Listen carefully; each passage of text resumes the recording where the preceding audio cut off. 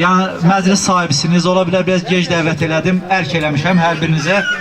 Allah canınızı sağ eləsin ki, siz də bizi başa düşdünüz və Tana, siz böyüksünüz, bir daha deyirəm, gözümüz aydın olsun, siz də bir əmoğlu kimi göz aydınlığı istəyərəm, verəsiniz bir daha və məclisimizin bu gözəl çağında sizin də xeyir duanızı eşidik. Sağ gelsin, salamat gelsin. İnşallah gələndə gözəl bir məclis. Çox təşəkkür edirəm, sözüm var əziz qardaş. Nizat, sən də bizim əziz qardaşımızsan, İnşallah sizin də toylarınız olsun, əziyyətinizi çəkək. Sən də vətən uğrunda əziyyət çəkən oğlanlardansan.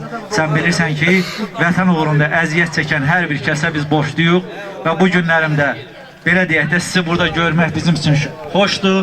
Buyur, musiqili meydan sizindir. Nə sifarişiniz var? Böyük məmnuniyyətlə.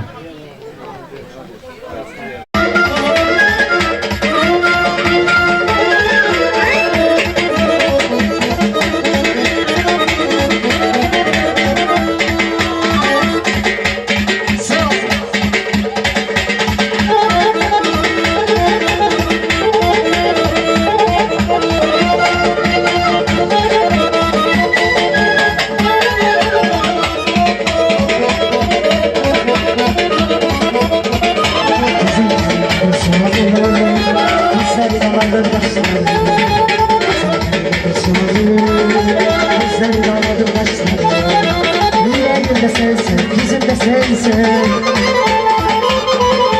yüreğimde sensin.